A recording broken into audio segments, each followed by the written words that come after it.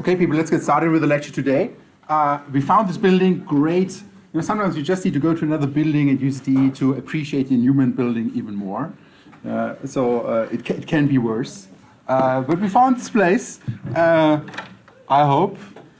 And today we'll talk about what is analytical sociology. First of all, let me apologize. I have a bit of a cold, so maybe I'm not 100% today, but I'll do my best. But I didn't want to cancel this just at the first lecture that we have. So what is analytical sociology? Well, first of all, let's jump back into what you guys had to do for today. I asked you to read this text by Alan Sokal, Transgressing the Boundaries Towards a Transformative Hermeneutics of Quantum Gravity, published in 1996. And for that, the first thing I want you to do, check out your phones, computer, whatever you have, and answer a question concerning to this reading.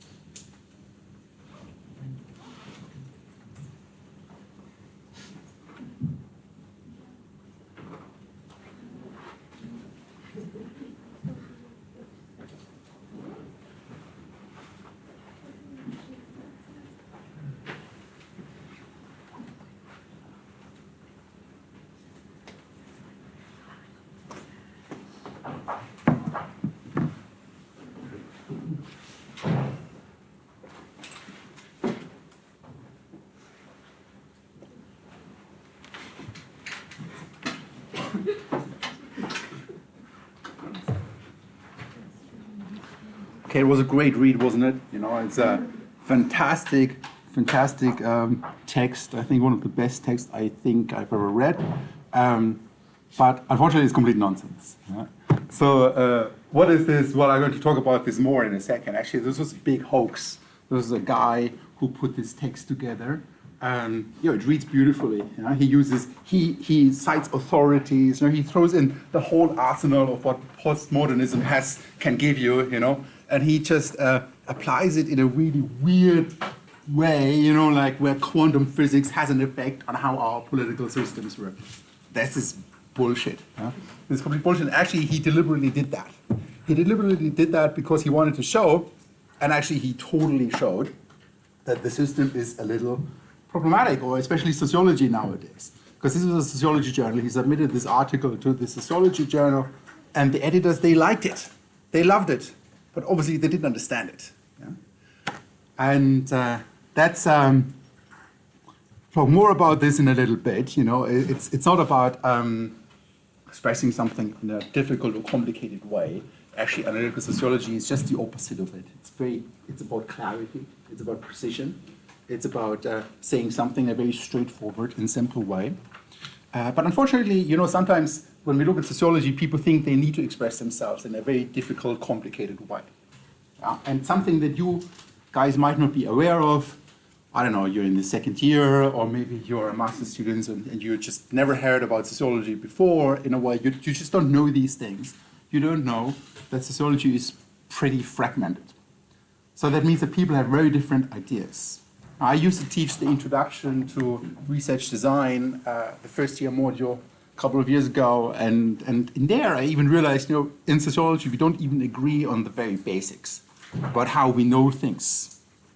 And here you are, trying to understand how sociology does things, and we don't even know things ourselves.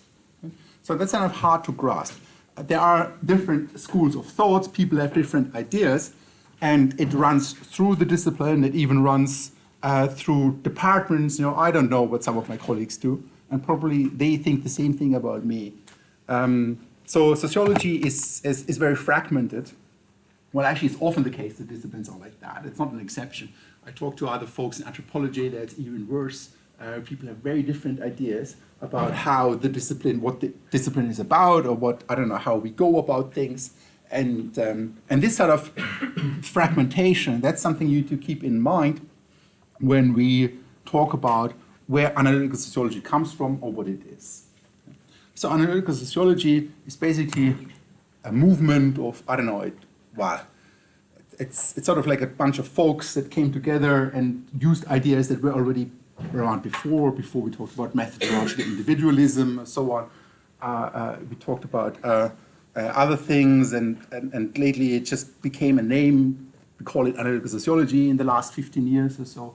I was involved in that quite a bit, and there were different books that came out about that. And at the end of the day, people ask, what is it?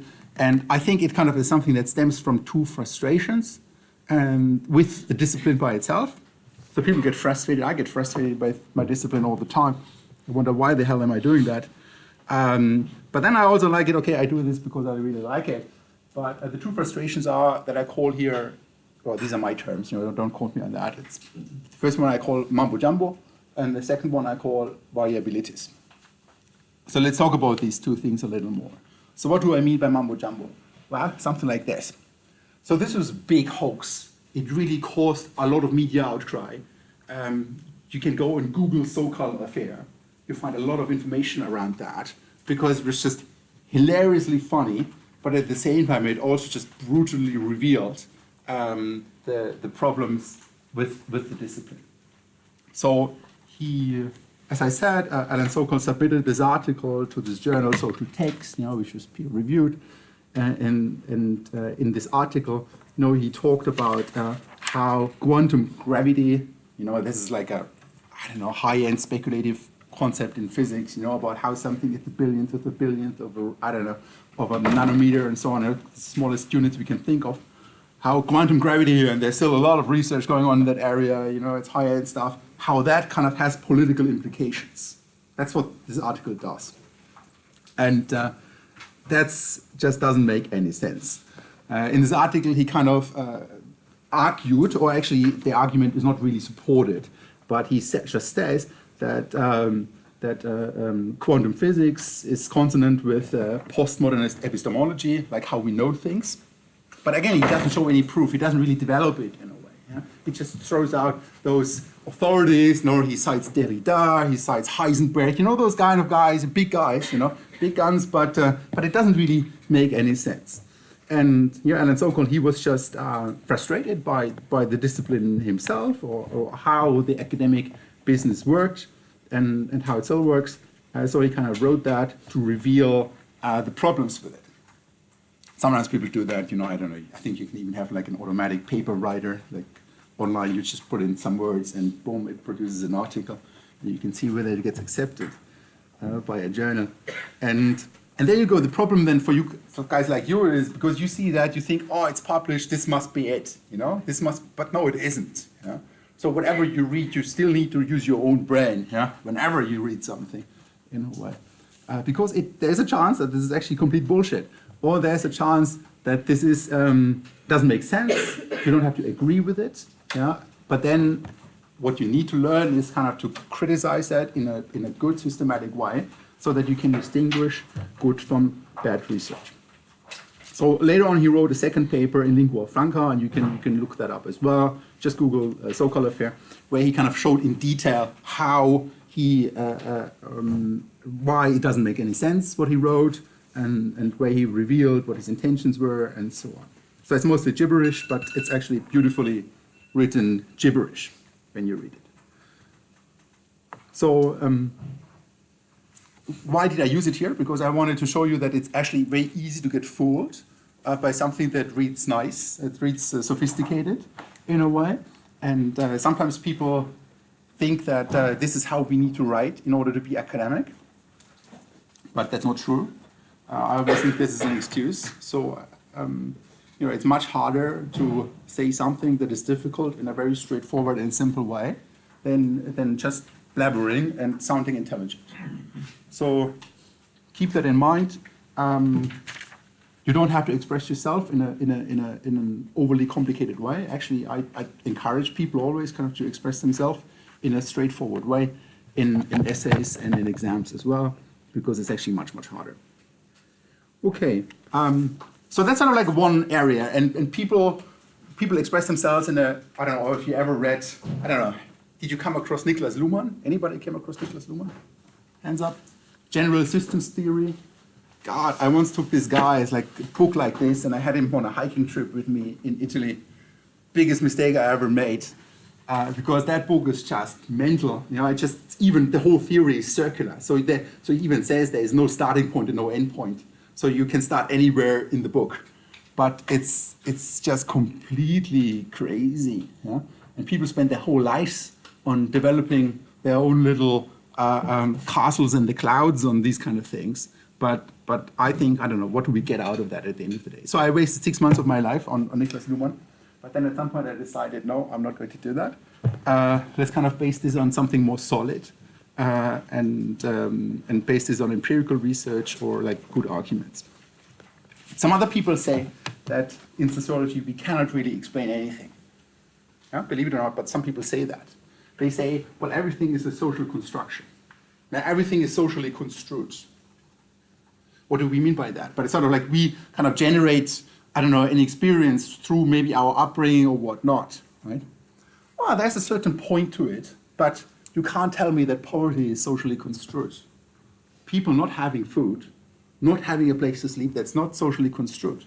Those guys, they don't have a place to sleep, right? It's not about an imagination. It's not something that's been constructed in people's minds in a way. So I think there are definitely very clear things that are not construed, right? And it is so easy just to throw the towel and say we cannot explain anything. I think that's making it a little too easy.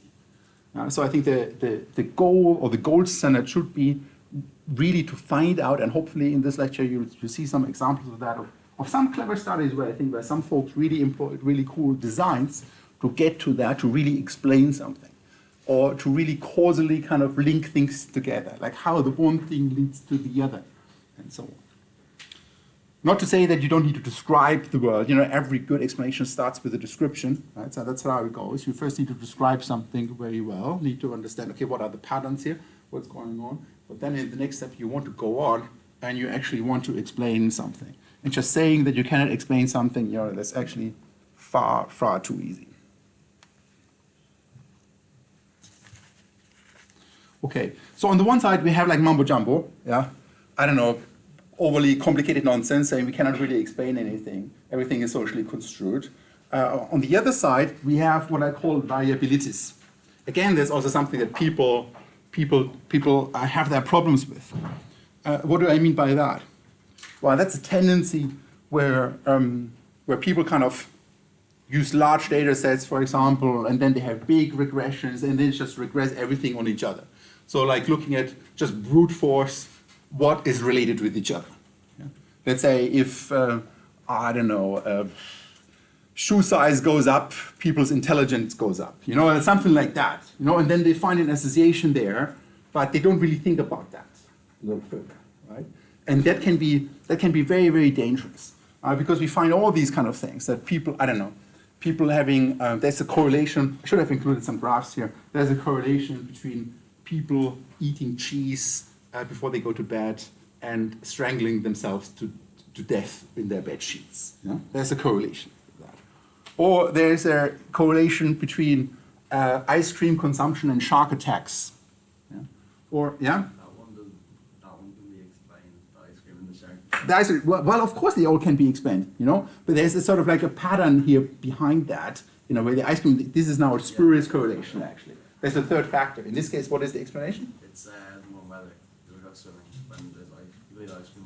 That's one possible explanation. You always need to think there could be other explanations, but that's actually a very obvious one. You know, there we go. But without that, you know, just linking things together, you already implicitly did that. You really took the next step and thought about what is the relation here.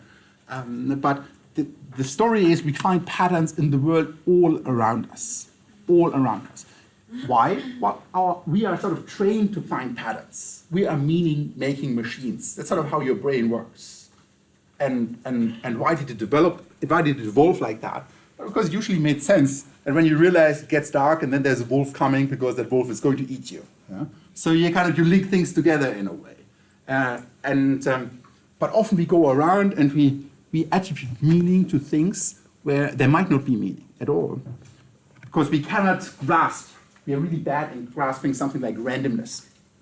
An example that I have in this regard is, you've all been in this situation. Yeah? You go on vacation, you travel to the end of the world, I don't know where you are, in South America and whatnot, and there you walk through the streets and you bump into this other guy in the pub and it's your neighbor from back home.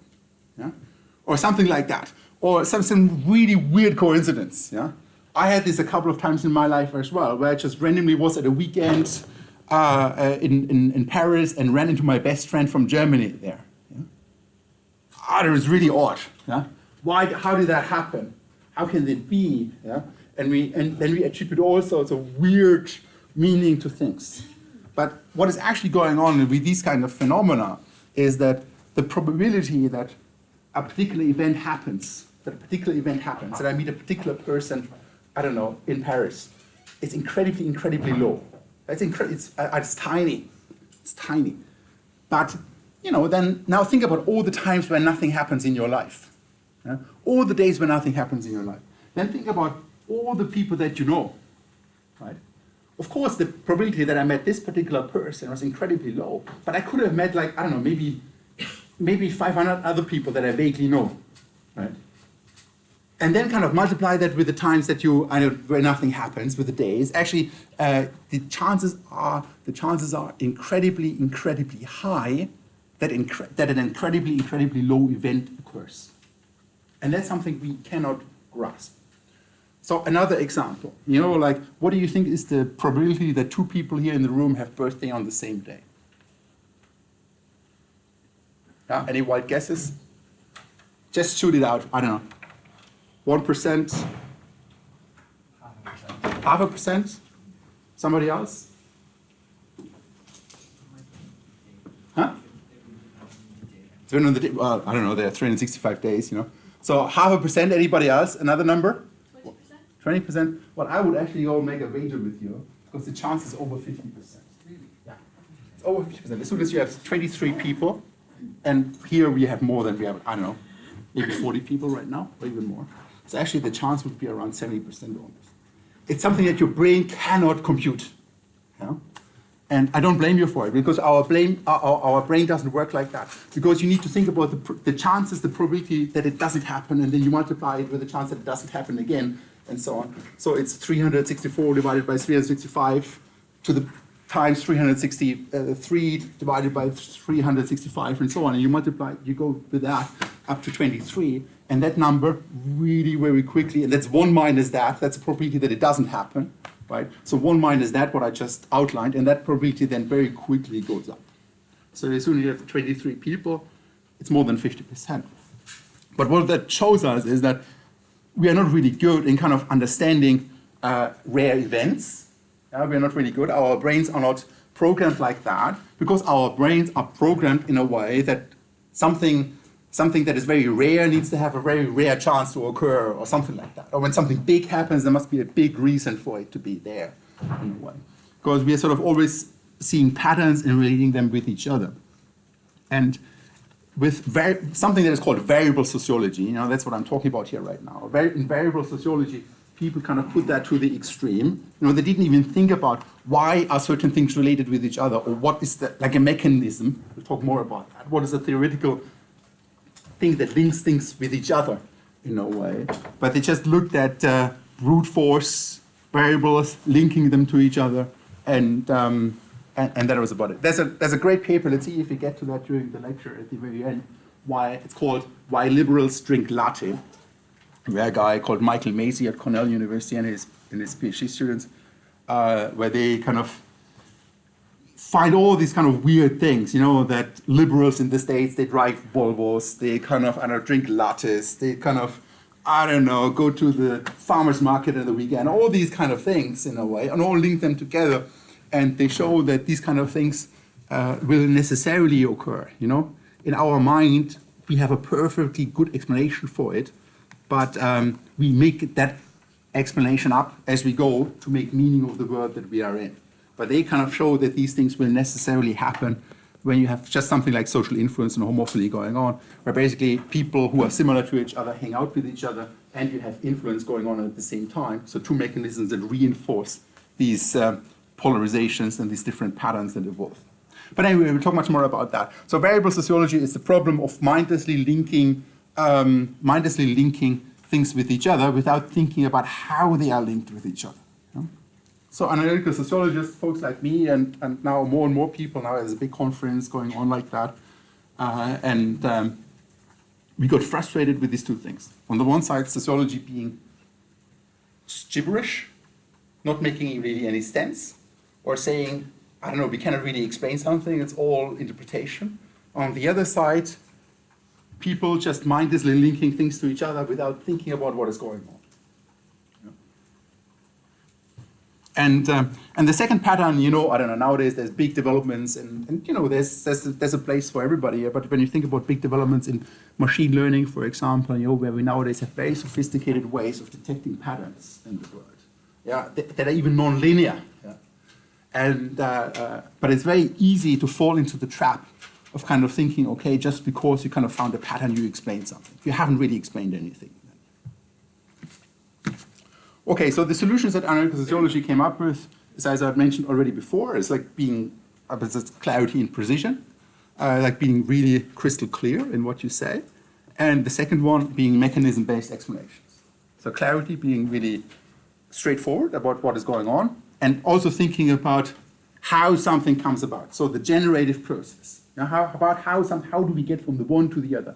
Not just linking two things with each other and saying, okay, this is there and this is there we go. So now we explained it, no. But kind of having this and that, see, you need to have the things being linked with each other, for sure, you need to have the pattern, but then you also need to come up with a reasonable mechanism that kind of links the one to the other. So this is sort of at the very core of analytical sociology. We talk much more about these kind of things. As I said, it's a strategy for understanding the social world. There have been some general books about that, actually two of them where I wrote. From one of them, from a guy called Gianluca Manzo, he had a nice definition of it that I'm going to use here. And I'll work with you on this definition now for the remainder of the lecture. So Gianluca says analytical sociology is the sociological perspective that seeks to systematically formulate and empirically test micro-founded, mechanism-based explanations of complex macro-level patterns and dynamics. Okay, we're going to unpack that sentence. We're going to unpack that sentence for the rest of the lecture here. And you might think, okay, well, isn't that straightforward? But for different components, I'm going to show you that that's actually not straightforward. And there's some meaning behind it. The very first one that I want to focus on, Gianluca says it's about explanations. It's about explanations. And as I said earlier, it's not everybody thinks that we can make explanations. Some people say, I don't know, we can only interpret and criticize, and I think that's far too easy. I think that's just not doing your homework. Of course, you need to interpret things. Of course, you need to criticize things. But just saying this is all there is, I think that's far too easy. And the next thing, people stay all their life on a descriptive level to describe something, with direct and careful observation. And I think this is very important. If you want to explain something, you need to describe it first, right? If you don't have a good description, then all your explanation afterwards doesn't make sense either. So let's say you write a thesis, first thing you need to do, you need to describe the pattern or whatever is there. And then you come up with a way of kind of trying to explain what is going on. But jumping directly into an explanation, that's often a problem when people don't do their homework, don't describe the pattern to begin with. But then the last thing, and I think this is sort of like the gold standard where we should try to get, is to make an explanation. Like, why does something happen? Why is the world the way it is?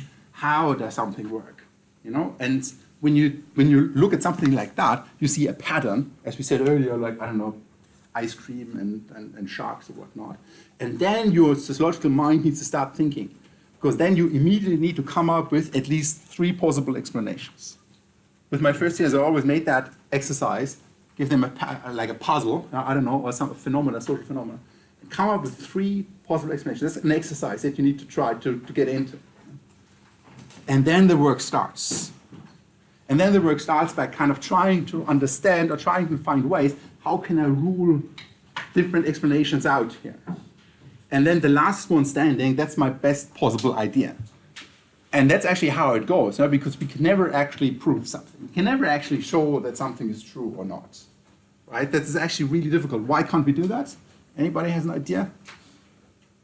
Ooh, I'm throwing some stuff at you right now. Yeah? You only need one exception to disprove the entire thing. Okay, so what he says is actually we cannot really show if something is true because we don't really know if we've seen everything, right? While on the other side, and this is what you said, it's much easier to disprove something. I just need to show in one case that it's not true, right? That's how I can disprove a statement. But proving a statement is, well, actually there are arguments it's impossible to do because, first of all the different possibilities in the world, you know, I don't know. For example, I say all swans are white, right? You would have to go around the world and check every swan to see if that guy is actually white. But then you could argue, well, maybe 100 years ago there was a swan that wasn't white, but I didn't live there. Or maybe in another 100 years there's going to be a swan that is green. I don't know. Yeah? But again, I won't be able to look at it. Right? So that's arguments why it's actually impossible for me to prove that, to prove a simple statement saying that all swans are white. While in contrast, I could say that this statement is wrong very easily. I would just have to find one swan that is black, and once I found a swan that is black, I definitely disproved that statement. Until that point, I didn't disprove it, but once I found one, I definitely disproved this statement. And that's this idea of falsifiability, which is related to which guy? Karl Popper. Karl Popper. So he had this idea that we cannot really prove something, but we can definitely disprove something. And that's sort of like how all our scientific thinking actually works. You know, it's kind of weird when you think about it. You think that we figured it out, but no, we didn't. All we figured out is kind of what it isn't, what is not true. That's what we do. We constantly figure out what is not true. And then the last thing standing that we haven't disproved yet, that's our best possible idea of the world. That's our best possible theory about how something links together and so on. Right? So for example, when you think about, but even in science, you think those guys figured it out, but no, they haven't. It's the same problem. You know, something like quantum theory or relativity theory or so on, right? It's just an idea that hasn't been disproven yet. And it turns out it's the best possible idea that we have so far, right? Where that is still in line with all the things that would follow from it, but we haven't really disproven it.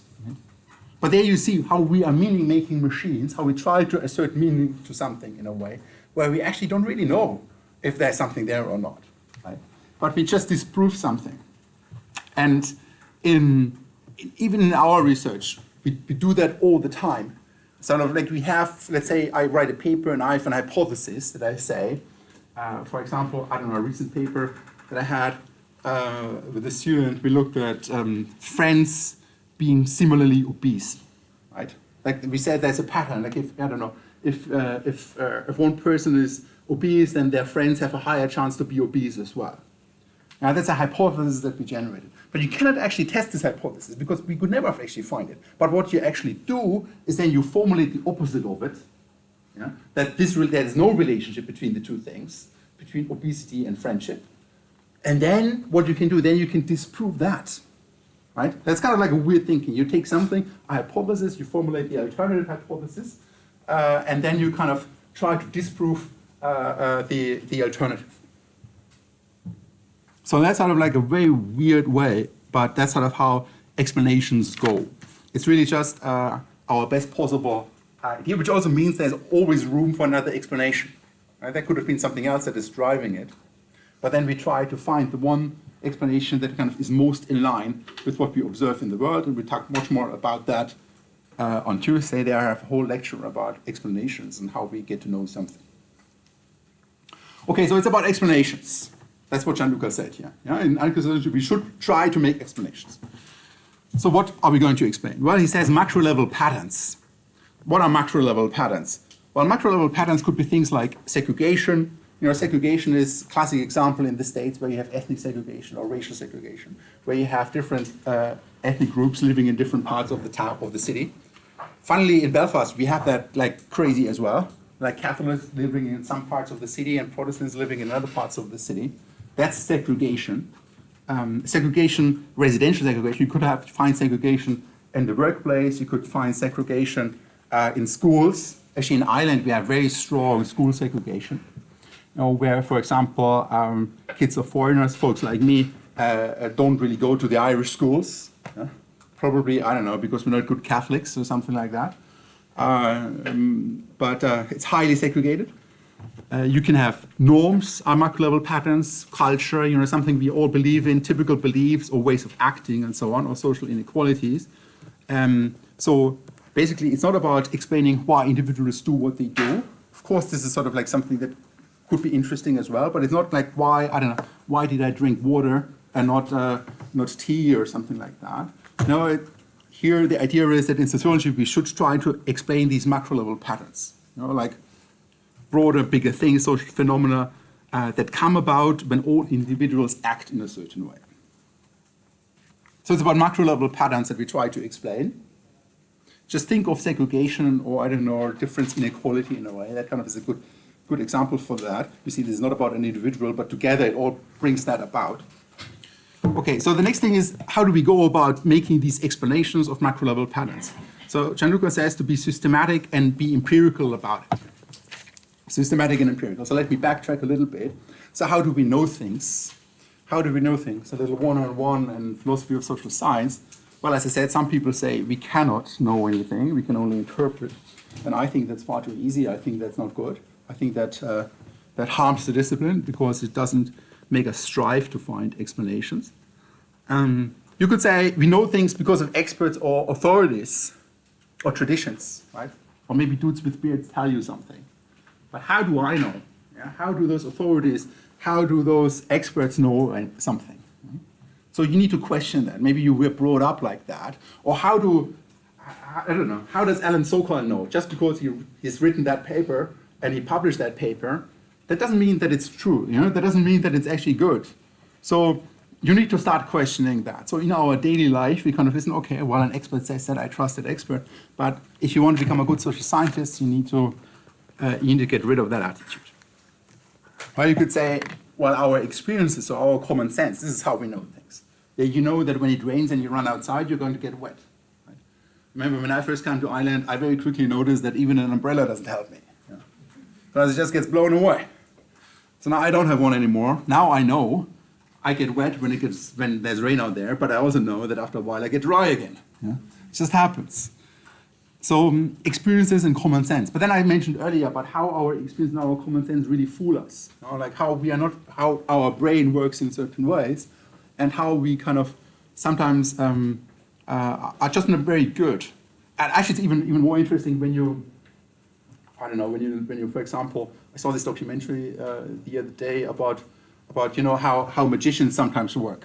They just, or actually the science behind that in a way. They just really limit your attention. And actually, as it turns out, your vision is very small that you actually see in very detail. So your peripheral vision is actually really, really bad. So things happening here and here, I don't really see it. What happens is my brain tries to make sense of it. So my brain fills in the gaps. And there you go, why we are meaning-making machines. So we see some small little things, and our brain fills this gap. And that's sort of like how all these magic tricks actually work, because they kind of fool you into your brain filling it with what you normally fill it. But in fact, there's something else going on. So our experience and our common sense are not really good enough here. They're not really good enough to say something systematic about the world or be a good social scientist. So now the last thing is, how do we know things is, well, through systematic research. And systematic research, this is sort of like the invention where basically most disciplines kind of started to grow and explode in meaning is once people kind of developed the scientific methods.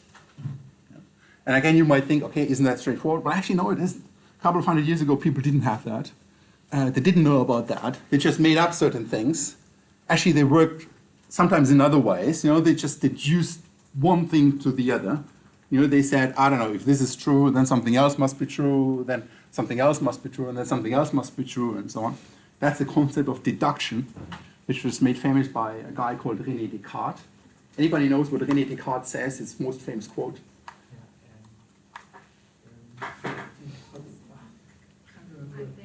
I think therefore I am. I think so. He said, deduce something from first principles, and he kind of said, okay, what is like the thing that I know that is true for sure? And then he said, well, the one thing that must be true is that I exist. He realized that we all exist because why? Because we're thinking. Yeah? If it wouldn't exist, we couldn't be able to think. In a way. That was like his kind of reasoning, you know. And then he kind of started to develop all sorts of things from that. If that is true, what else would have to be true? And then what else would have to be true? What else would have to be true? And that's the logic of deduction, you know, of deducing something. The opposite, what is the other way of kind of acquiring knowledge? Induction. What is induction?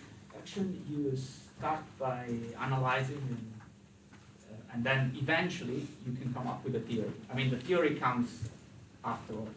Yeah, induction is you generalize from observations that you have. I see, okay, most of the time, I don't know, when there's rain and I go out, I'm getting wet, there seems to be something's going on in a way, and then you come up with a reason, okay, the water kind of goes into my clothes and it eventually reaches my skin or whatnot, and that's why I feel wet and so on. You know, there's like a theory that you can come up with in a way.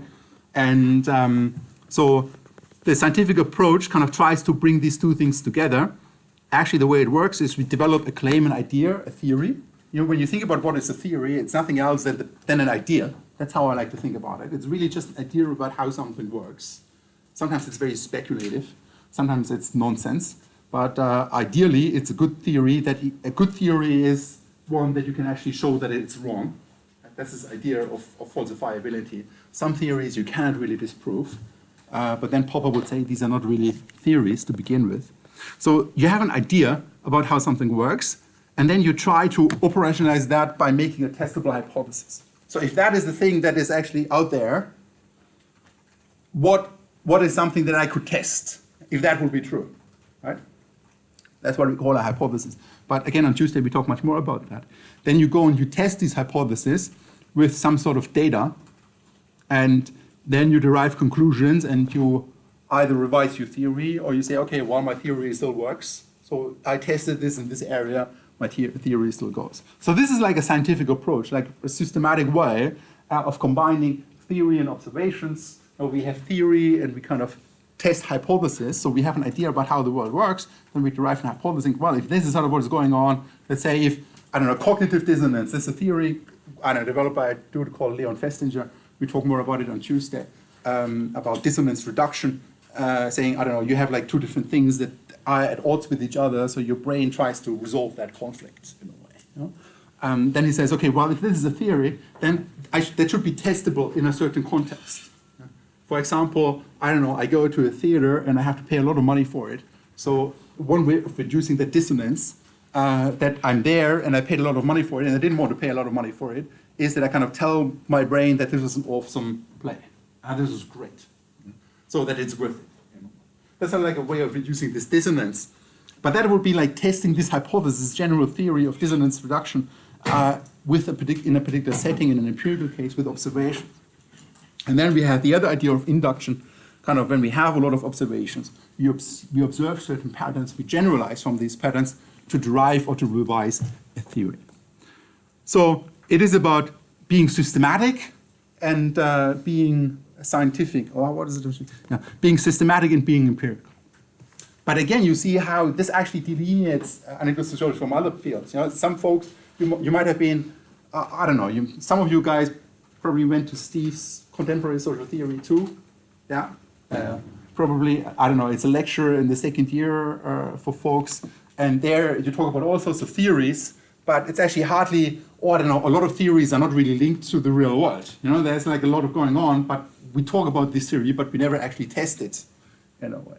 And I think you always need to bring these two things together. So a theory is only as good as it actually makes sense in the real world, right? And but just finding patterns in the real world doesn't make sense either. You need to have an idea about why it's going on the way it is, and that's a theory. Okay, so we are systematic and we are empirical in trying to find explanation. And now Gianluca says we should test micro-founded mechanism-based explanations, micro-founded. What is micro-founded? Well, micro-founded means that ultimately individuals act. Yeah? There are people that do something.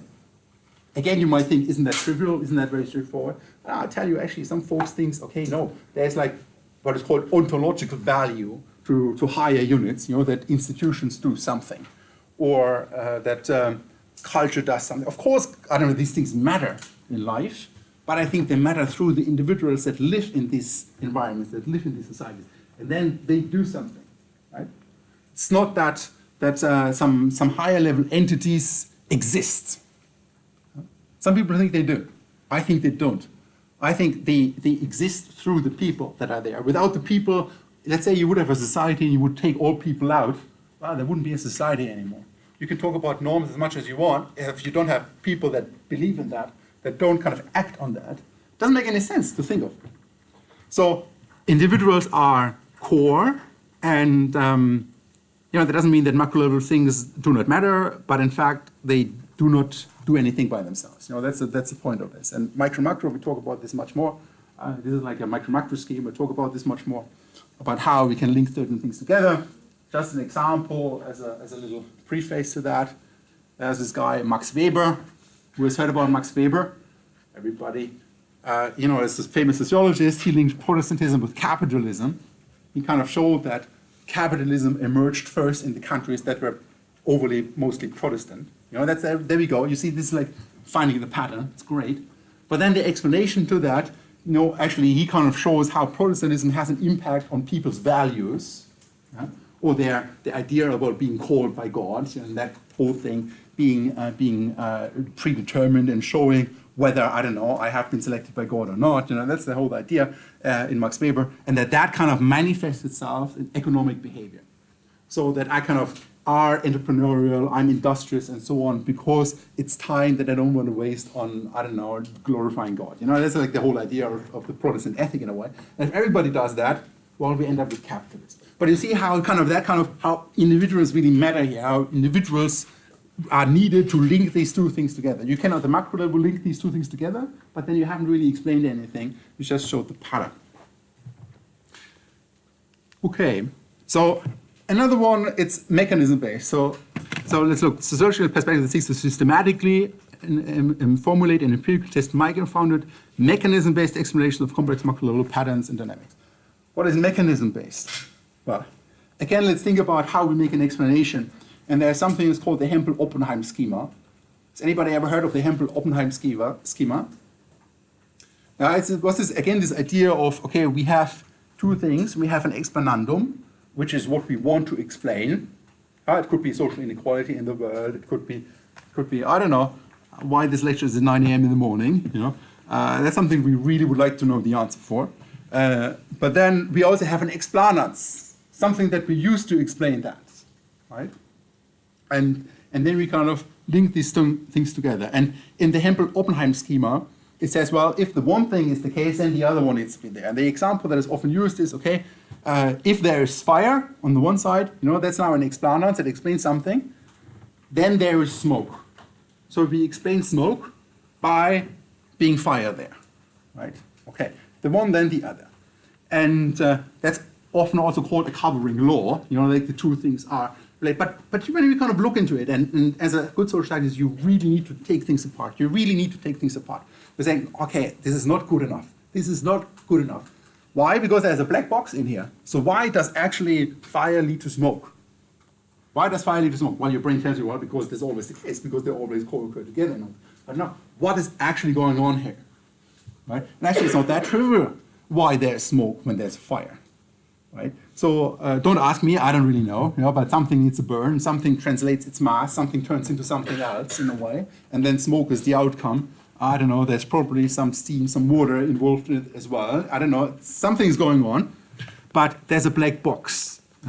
And the idea with mechanism-based explanations is that we need to unpack this black box, that we need to know what is actually going on. Then we need to know how the things are related with each other, and this is where the mechanism comes into play. Now, a mechanism is sort of an idea about how the one thing relates to the other. You see, implicitly, you're making a statement about how something is being generated. Sometimes we talk about the generative process, but the one thing generating the other.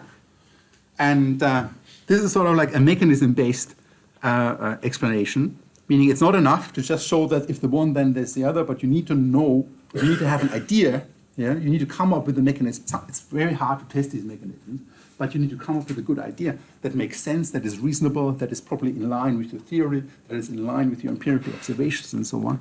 And that's what you want to have. And mechanisms, we talk more about that, what a mechanism is. Mechanism is a constellation of entities and activities that are organized in such a way that they regularly bring about a certain pattern, but we talk more about that. So it's not just about linking things to each other, like from A to B to C, but it's really thinking about the process that brings you from A to B to C. The generative process.